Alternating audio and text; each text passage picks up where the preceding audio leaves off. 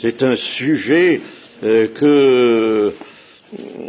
auquel je pense depuis des années, un sujet magnifique,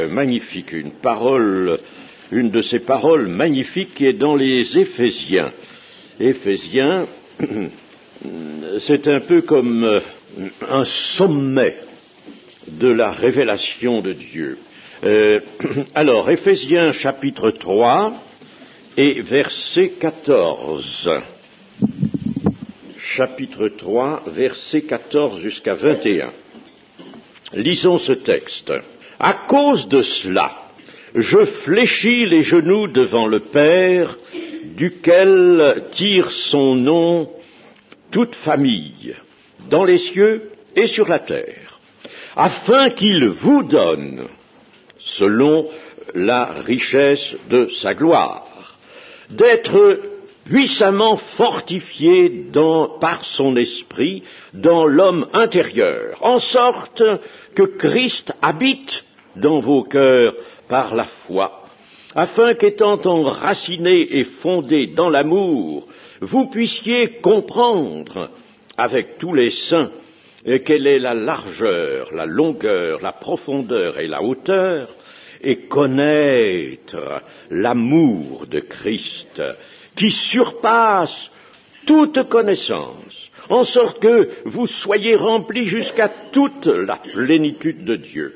Or, à celui qui peut faire, par la puissance qui agit en nous, infiniment au-delà de tout ce que nous demandons ou pensons, à lui soit la gloire dans l'Église et en Jésus-Christ, dans toutes les générations, au siècle des siècles.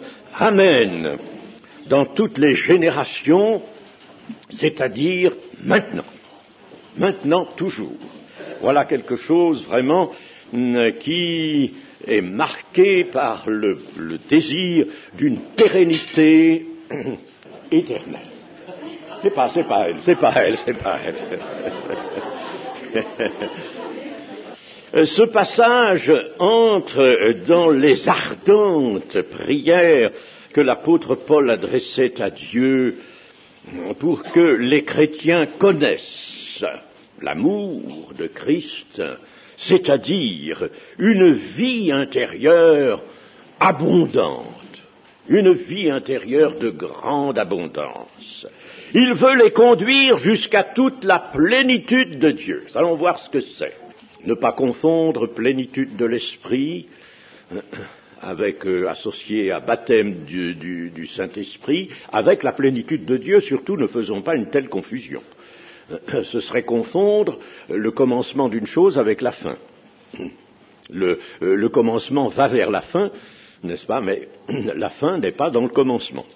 Ainsi donc, les conduire jusqu'à toute la plénitude de Dieu. Et cette prière de Paul est également une prière d'amour. On sent que là, Paul, vraiment, n'est-ce pas, dans sa prière, c'est pas pour lui, n'est-ce pas, c'est pas pour être soulagé de toutes les persécutions et des maux qu'il supporte, hein, c'est pour l'Église. Voyez, déjà, notons cet amour, n'est-ce pas, de l'apôtre Paul pour l'Église. Toutes ses prières sont pour l'Église. Il nous parle d'une famille dans les cieux et sur la terre, dont notre Dieu est le Père de famille. Je fléchis les genoux devant le Père, duquel tire son nom toute famille dans les cieux et sur la terre.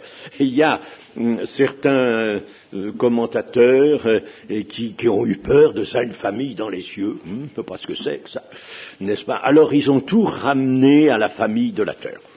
Laissons la parole s'exprimer, n'est-ce pas? Nous savons par les Colossiens que le Seigneur Jésus a créé toutes choses, ce qui est dans le ciel autant que ce qui est sur la terre. Il a tout créé. Je ne dis pas qu'il sauve ce qui est dans le ciel, il sauve ce qui est sur la terre. Ça, il est rentré dans la famille humaine, lui. Mais il a tout créé, n'est-ce pas? Dans les autorités, les dominations qui sont dans les cieux ont été créées par Jésus. Par conséquent, qu'il y ait des familles dans les cieux, cela va de soi. Alors, dans le grec, le père, c'est pater, comme en latin, et la famille, c'est patria. Alors, on voit, n'est-ce pas, ici, un rapprochement, le père, pater, duquel tire son nom toute famille, patria. Et patria, la famille, c'est la descendance d'un père, évidemment, nous le comprenons. Le Père céleste, Dieu, est bien à l'origine de tout groupement humain ou angélique, de toute famille ou angélique. Il y a des familles dans le ciel.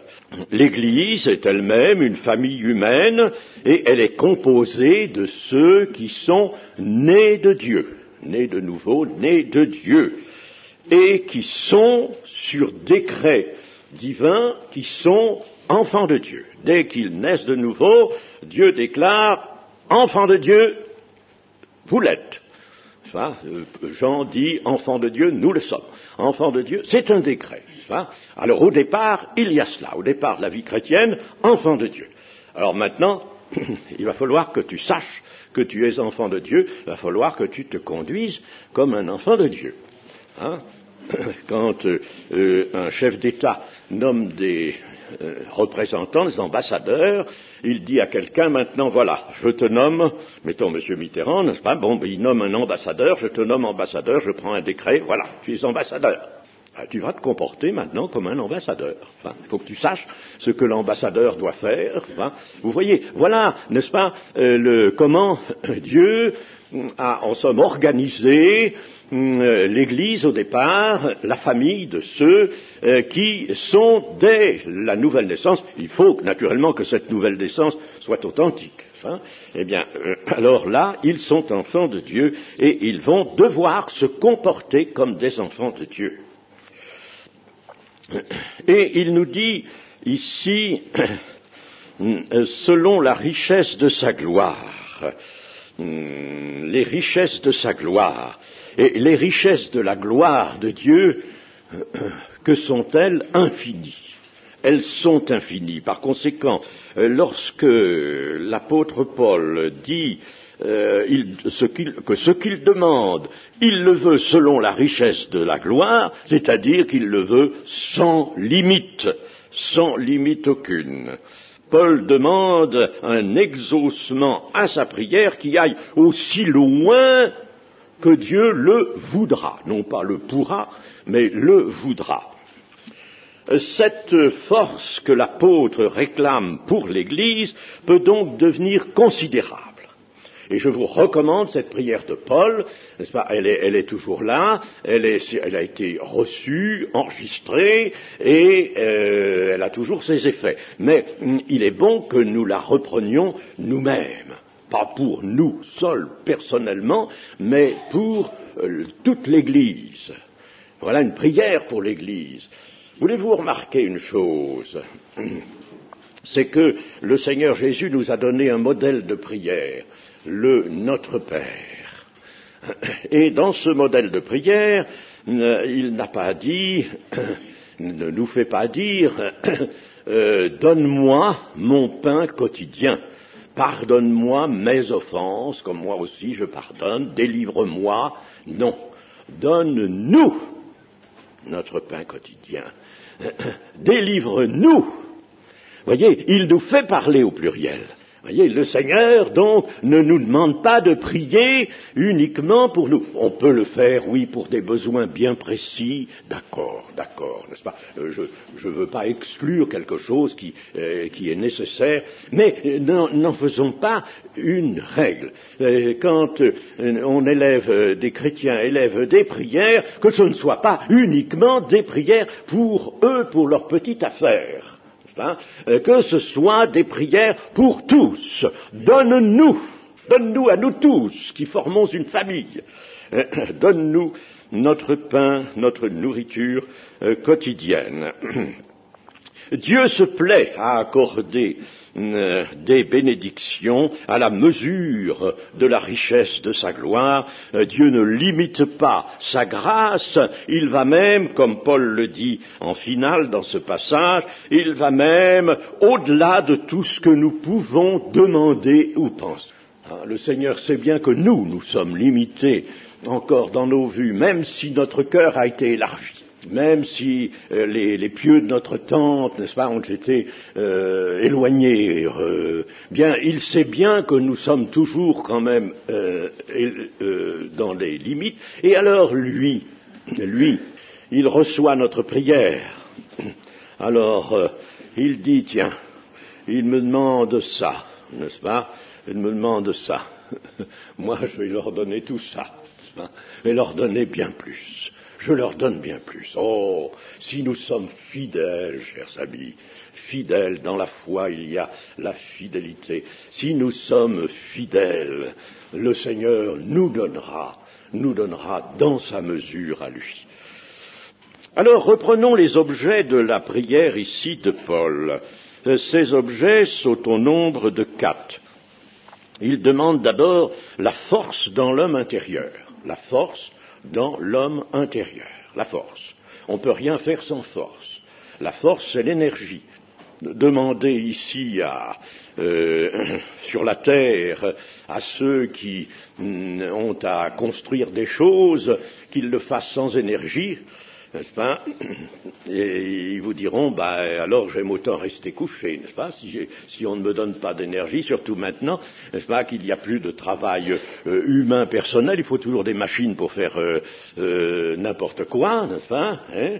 Vous le savez bien, même les cuisinières, n'est-ce pas, elles ne savent plus remuer la mayonnaise avec la cuillère, n'est-ce pas? Il faut un robot électrique, n'est-ce pas? Il faut le déploiement d'énergie. L'énergie, nous le savons d'autant plus maintenant, est à la base de tout. Bon, eh bien, dans les choses spirituelles, dans les choses de Dieu, l'énergie est nécessaire. Mais c'est une énergie dont la source est en Christ. Alors, une force dans l'homme intérieur. Il faut de la force.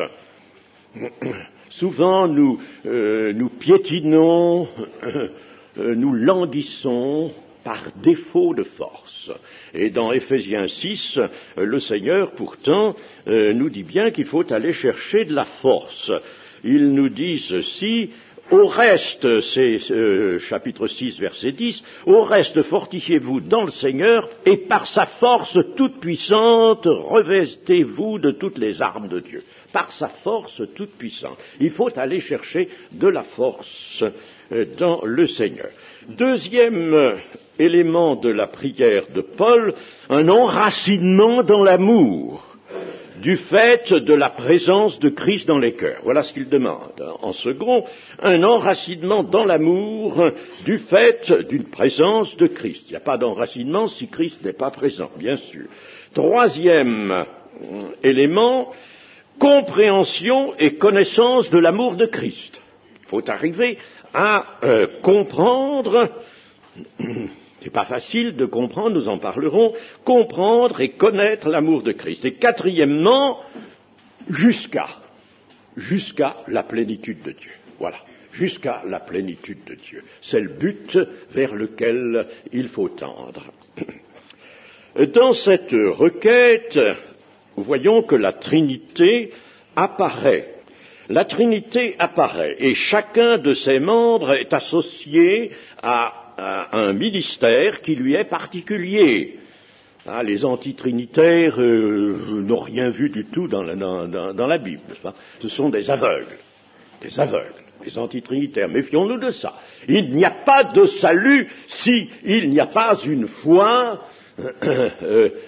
en la Trinité, c'est-à-dire en ce point de la révélation qui nous montre un Dieu unique en 3 personnes. Bon, alors, nous voyons ici, justement, je le note, dans la prière de Paul, nous voyons apparaître la Trinité, chacun de ses membres ayant une part de l'œuvre. C'est toujours ce que nous voyons dans l'Écriture. Le Père, lui, est souverain, il conçoit, il ordonne. Le Fils, que fait-il? Eh bien, le Fils est dépendant des conceptions du Père. C'est pas lui qui conçoit sur la terre. Jésus disait, je ne suis pas venu faire ma volonté, mais la volonté de celui qui m'a envoyé. Et les œuvres que je fais, c'est moi qui les... Non, ce sont des œuvres que je vois. Le Père me montre les œuvres qu'il faut faire. Vous prierez le Père en mon nom. vous prierez le Père en mon nom et il vous le donnera. Et il nous a dit cela, Jésus, n'est-ce pas? Quelquefois on adresse une prière à Jésus, bon, je ne veux pas dire que ce soit absolument mal, mais n'en faisons pas une habitude, n'est-ce pas? Cédons à ce que le Seigneur nous a dit, vous prierez le Père en mon nom, n'est-ce pas? Quand on va par exemple voir une notabilité de notre siècle, eh bien, mettons qu'on aille voir, je sais pas moi, le préfet, je suppose, ou le maire, n'est-ce pas? Mettons le maire d'une grande ville, eh bien, on va voir peut-être le secrétaire ou le secrétaire général, et puis on va lui dire, voilà, je suis venu pour demander telle chose au maire. Bon. Secrétaire général va nous dire, bon, c'est bien, peut-être, alors, bon, vous allez être introduit, vous avez audience, c'est bien, mais lui-même, secrétaire général, bon, il va pas être, c'est pas lui qui va recevoir et prendre la décision, alors il va nous introduire devant le maire. Et devant le maire, nous n'allons pas parler au maire de la manière suivante, bras de monsieur le maire, main de monsieur le maire, prends ton stylo puis signe-moi ça, n'est-ce pas? Vous allez parler à monsieur le maire. Monsieur le maire qui va entendre par ses oreilles, vous voir par ses yeux, et puis prendre sa décision, n'est-ce pas? Vous voyez donc, par conséquent, il faut s'adresser à la tête. Il faut s'adresser donc à Dieu. Mais on ne peut pas le faire directement, il faut le faire par Jésus-Christ. Donc le Père. Ensuite, Dieu le Fils, qui s'est révélé à nous comme la parole, qui a été envoyée par le Père, et qui est venu, lui, dans une humanité telle que la nôtre, il a accompli la rédemption, et maintenant, il demeure en ses rachetés, c'est lui, n'est-ce pas, particulièrement, qui demeure en ses rachetés, apportant son amour, l'amour de Dieu, à pied d'œuvre. Et puis Dieu le Saint-Esprit, que fait-il, Dieu le Saint-Esprit? Eh bien, Dieu le Saint-Esprit, à lui revient la tâche de dispenser la puissance. C'est ce que fait le Saint-Esprit essentiellement. Jésus a dit, n'est-ce pas, dans le début du livre des Actes, vous recevrez une puissance survenant sur vous, le Saint-Esprit. Le Saint-Esprit. Le Saint-Esprit apporte une puissance dont nous n'avons pas toujours l'idée exacte d'ailleurs, mais enfin, il apporte une puissance. Cette puissance permet d'agir en conformité avec la volonté divine. La puissance du Saint-Esprit, en somme, se met en place dans l'homme intérieur, en ce que Paul appelle l'homme intérieur. Il ne faut pas confondre l'homme intérieur avec l'homme nouveau. Cette confusion, on la voit quelquefois, elle est regrettable. L'homme nouveau dont parle Éphésiens 4, versets 20 et quelques, n'est-ce pas? Ne pas confondre. L'homme nouveau, c'est l'homme créé selon Dieu dans une justice et une sainteté que produit la vérité. L'homme nouveau, c'est Jésus-Christ ressuscité. Quand il est sorti du tombeau, là, il a été déclaré fils de Dieu, il l'était déjà fils de Dieu, il a été déclaré selon un esprit de sainteté et avec puissance. Il y avait quelque chose de nouveau, il y avait la résurrection en plus, l'homme nouveau était né à ce moment-là, l'homme nouveau à l'image duquel nous sommes destinés à être. Mais ne pas confondre donc l'homme nouveau avec l'homme intérieur. L'homme intérieur, c'est tel que nous sommes maintenant, nous avons un intérieur. Un intérieur, c'est-à-dire essentiellement un esprit. L'homme intérieur, donc, est cette partie de nous-mêmes où l'esprit de Dieu peut s'introduire et y apporter sa puissance, y apporter l'amour, y apporter sa puissance, y apporter la sagesse, y apporter l'intelligence, il apporte tout ça. C'est l'esprit, en somme, l'homme intérieur, c'est l'esprit de l'homme, l'esprit qui a été formé dans l'homme, et on pourrait dire, c'est le point de contact entre notre nature et la nature divine. C'est le point de contact. Il n'y a pas d'autre point de contact. Quand le Seigneur Jésus a guéri quelqu'un, c'était de son esprit qui allait dans l'esprit de la personne animée de foi, hein, et alors apportait la puissance de guérir le corps. Quand encore maintenant la grâce divine guérit un corps en réponse à la prière, cette puissance ne vient pas à la partie malade, n'est-ce pas, que ce soit le bras, la jambe, le ventre ou n'importe quoi, n'est-ce pas, elle vient pas là, n'est-ce pas, cette puissance vient là, où est le point de contact, c'est-à-dire l'esprit, l'homme intérieur, elle vient là. Et de l'homme intérieur, elle produit l'effet désiré, c'est-à-dire la guérison du pied, de la jambe, voilà. Pensons bien à cela. L'une des premières choses à désirer, donc, est que notre esprit soit fort, pour que, étant en liaison avec le Saint-Esprit de Dieu, pour qu'il puisse discipliner l'âme et le corps. C'est notre esprit, dans sa relation avec l'Esprit de Dieu, qui discipline l'âme et le corps. L'âme et le corps, livrés à eux-mêmes, ça s'appelle la chair. Et la chair, qui n'a pas de direction divine, elle fait des sottises. Elle fait les choses inspirées par la chute. Mais si l'esprit est fort, l'âme se tient quoi? Mieux, l'âme accepte à ce moment-là de se discipliner aux directions divines par l'esprit, et si l'âme est disciplinée, alors elle a autorité sur le corps. L'âme a une autorité. Frédéric Godet, dans une de ses études, dit que l'âme est le propriétaire du corps. C'est vrai, il n'y a pas de corps vivant sans âme. Bon, alors, donc, l'âme va dire au corps, mon ami, maintenant, moi, je t'ordonne que tu fasses mourir les actions. C'est ce que Paul nous dit, faites mourir les actions du corps. Tu vas faire mourir ces actions-là que tu faisais avant, ou que tu voudrais faire encore maintenant. Non, pas de ça, n'est-ce pas? Voilà, alors maintenant, le corps, lui, il est obligé de se plier. Le corps se discipline à l'âme, laquelle est sous l'autorité de l'esprit. Alors, ici, l'apôtre Paul nous dit quelque chose d'étonnant. Il nous dit ceci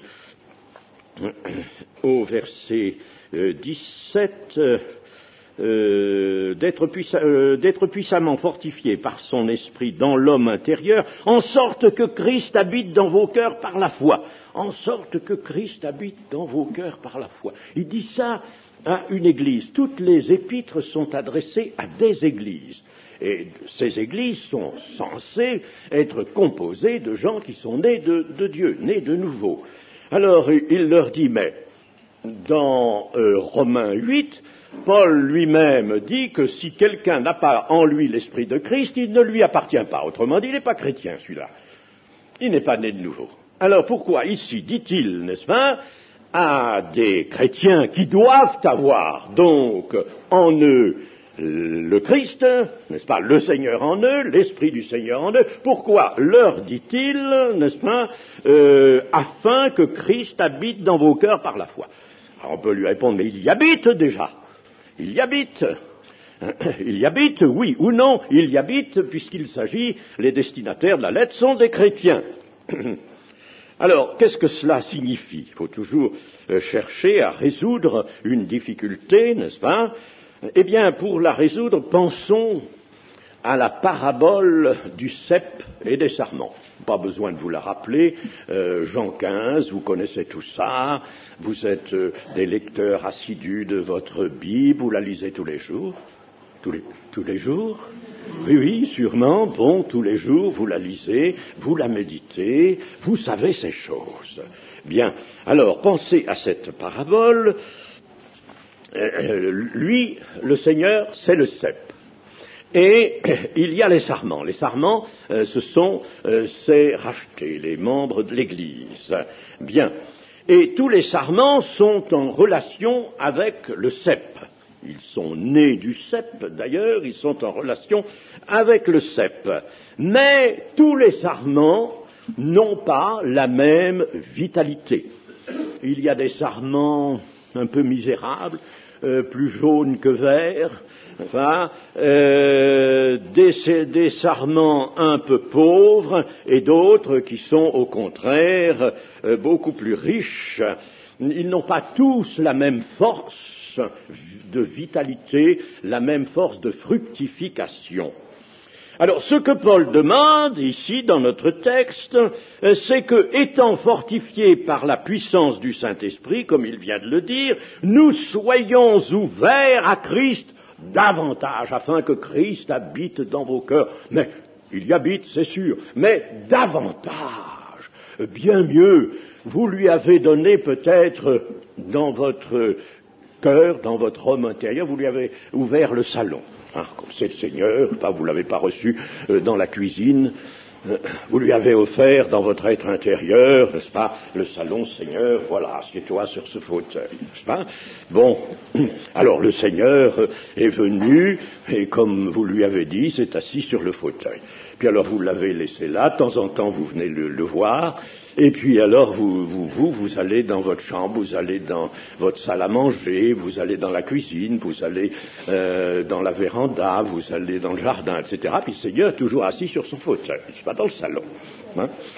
En somme, il y a toutes sortes d'activités auxquelles il ne participe pas. Il est l'hôte, on l'a reçu, on est heureux de l'avoir, n'est-ce pas? Si quelqu'un vient sonner à la porte, on dit, vous savez, attention, j'ai un hôte de marque, enfin, j'ai le Seigneur, tenez, entrez dans mon salon, vous allez le voir. Enfin, bon, alors c'est bien, mais le Seigneur, lui, c'est pas ce qu'il veut. Il voudrait qu'on lui ouvre la salle à manger, la cuisine, la véranda, même la chambre, et tout. Il voudrait être dans la maison, libre dans la maison. Et c'est ce qu'il faudrait, n'est-ce pas? Qu'il soit partout. Alors là, ça correspondrait à la plénitude du Saint-Esprit, où le Seigneur est libre partout, n'est-ce pas? C'est pas vous qui le commandez, vous le laissez pas dans le salon, lui, il veut aller partout. Il veut être dans toute la maison. Il veut être dans tout votre être intérieur. Enfin, il veut être partout. Et c'est ce que Paul désire, demande dans sa prière. Remarquons, autrement dit, n'est-ce pas, Paul demande que nous soyons ouverts à Christ, que nous ouvrions tout à Christ, l'être intérieur, toute la maison, l'être intérieur, nous ouvrions tout à Christ, notre âme, notre corps que nous offrons, comme dit Paul dans Romains 12, en sacrifice agréable à Dieu. Il veut tout, il veut que nous soyons ouverts à Christ davantage, afin que Christ règne en nous sans gêne, ni entrave, et avec liberté. Et avec liberté. Alors, faisons une remarque. Un christianisme, c'est-à-dire une vie chrétienne, mettons, une vie chrétienne, qui se contente de Christ pour nous, et ça existe, ça, malheureusement, se contente de Christ pour nous, c'est bien Christ pour nous, ou Christ avec nous, Emmanuel, Immanuel en hébreu, n'est-ce pas, Christ avec nous. Christ avec nous, pour nous, et qui néglige Christ en nous. Christ en nous. Eh bien, ce christianisme-là ne peut pas avoir de réalité certaine. Il est plutôt une illusion. Et alors, c'est l'impuissance. C'est l'impuissance. On est étonné, on se dit pourtant je suis dans l'église, je suis chrétien, j'ai été baptisé d'eau, n'est-ce pas? Et puis, je sais pas, j'ai beau faire comme on fait partout dans le christianisme de tradition, on fait des prières et puis jamais rien n'arrive, n'est-ce pas, conformément aux demandes. Alors, c'est un christianisme sans puissance. Autrement dit, on fait révérence à Christ. Mais on n'a pas vraiment Christ en nous. Ce n'est pas Christ avec nous, pour nous qu'il faut, c'est Christ en nous. Et là est la grande réalité du christianisme qui apparaît dans l'accomplissement de cette parole « Demeurez en moi ». Venez demeurer. Et moi, je demeurerai en vous. Voyez, n'est-ce pas, cet échange, demeurez en moi, et moi, je demeurerai en vous. Voyez, cette réciprocité, et ça, c'est la loi de l'amour. Réciprocité. Si Christ ne règne pas sur notre vie, c'est que nous-mêmes, nous prenons en main, nous prenons nous-mêmes en main, nous décidons, nous faisons en somme ce qu'il faudrait ne faire que sur la direction du Seigneur. Nous décidons de nos choix sans lui. C'est bien, nous devons décider de nos choix. Le Seigneur ne va pas décider des choix pour nous, mais nous devons décider de nos choix avec lui, sur son inspiration. Demeurez en moi, et moi je demeurerai en vous. Et alors l'apôtre nous dit ceci,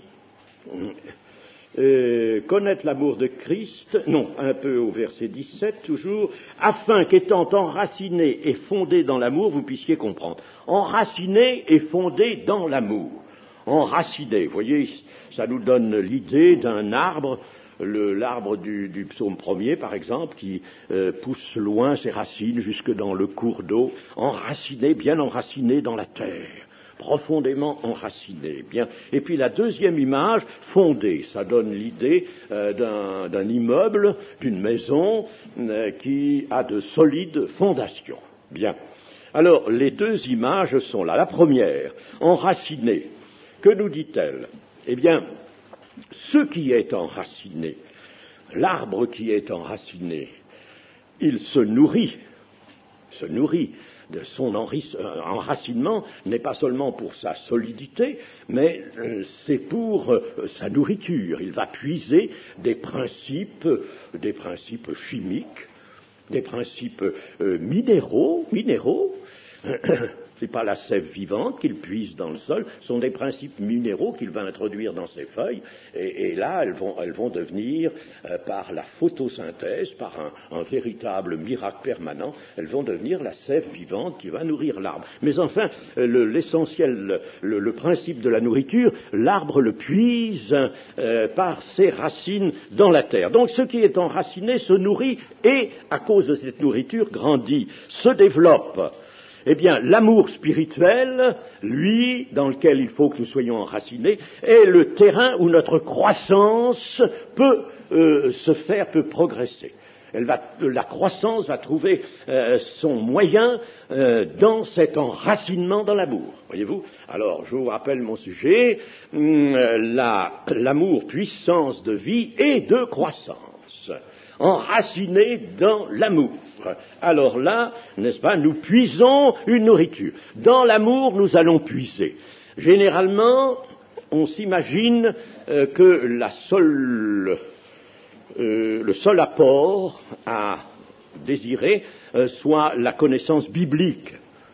Je dis biblique parce qu'elle n'est pas toujours profonde, elle est superficielle souvent. Cette connaissance, alors on veut connaître la doctrine, mais c'est pas la doctrine qui va vous nourrir. La doctrine ne vous nourrit pas, la doctrine ne vous sauve pas. Vous avez des gens très forts en doctrine, beaucoup plus forts que nous. Ils ont fait des études, des théologiens. Et puis ils n'y connaissent rien pratiquement, n'est-ce pas? Moi je me rappelle cet excellent ami, le professeur André Lamorte, qui était docteur en théologie et docteur Eslet, et qui a été professeur d'hébreu, c'était un excellent ami, il habitait à Aix, il n'est plus de notre temps maintenant. Eh bien, il m'avait raconté une fois sa participation à un colloque de théologiens en Allemagne. Et chacun devait faire son exposé. Alors quand arrive son tour à lui, il fait son exposé, que dit-il? Il va pas faire un grand exposé de théologie parce que entre-temps il était converti. C'est lui qui m'avait dit, moi j'ai été pasteur avant d'être converti. J'ai été pasteur avant d'être converti, n'est-ce pas? Bon, mais il s'était excellemment converti. C'était un enfant de Dieu d'une simplicité, d'une humilité extraordinaire, malgré ses titres. Bon, eh bien, alors, donc, il fait son exposé. Et que dit-il? Il leur dit, mes chers confrères, voilà, eh bien, Dieu m'a fait la grâce de me faire naître de nouveau. Alors il cite les textes, voilà, né de nouveau, né d'eau, né d'esprit, n'est-ce pas? J'ai fait cette expérience et je souhaite que vous la fassiez aussi. Bon, alors, ensuite vient un temps libre, une récréation, si vous voulez, n'est-ce pas? Et puis, alors, là, tout le monde vient vers lui, et puis lui dit, « Ah, mon cher confrère, mais c'est bien, c'est intéressant ce que vous nous avez dit, mais comment avez-vous imaginé ça? Voyons, va. »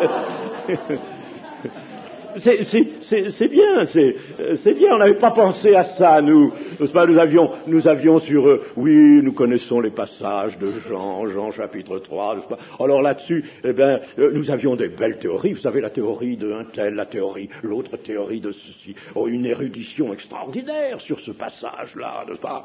Et puis le passage, il disparaît complètement, n'est-ce pas? Il n'y a plus que les vues fumeuses de ces messieurs, les savants, n'est-ce pas, en théologie. Alors, il demande donc à M. Lamorte. Alors, M. Lamorte leur dit, mais écoutez, mes amis, je vous l'ai dit, j'ai fait l'expérience, c'est tout simple. Oh, mais c'est pas possible, voyons. C'est pas possible, une chose comme ça. Oh, alors après, ils l'ont laissé de côté un peu. Il s'est dit, ça va pas bien, n'est-ce pas? Voilà, n'est-ce pas? J'espère qu'il n'y a pas parmi vous de théologiens et de professeurs de théologie. Bon, vous ne serez peut-être pas content de ce que je dis, mais c'est pourtant la vérité. Hein? Bien, alors, donc enraciné et fondé dans l'amour, alors quand on est fondé dans l'amour, comme une maison fondée sur de solides fondations, on est inébranlable. Voilà ce que nous veut aussi Paul dans sa prière. On est non seulement nourri et on croît, on grandit par l'enracinement, mais par la fondation solide, on est inébranlable. Et le Seigneur veut que nous soyons inébranlables. Chers amis, on ne devrait plus avoir de ces chrétiens qui se démolissent là et puis qui disent j'en peux plus, je sais plus, moi j'ai perdu contact, je peux rien faire, etc. On ne devrait pas avoir de ces effondrements là, n'est-ce pas? Et on doit être inébranlable. Et de votre passage à Périgueux, il faut que vous retiriez ces notions et que vous les conserviez et que vous les mettiez dans votre pratique. Comme l'heure arrive, n'est-ce pas? Soyons pratiques et arrêtons notre étude ce matin.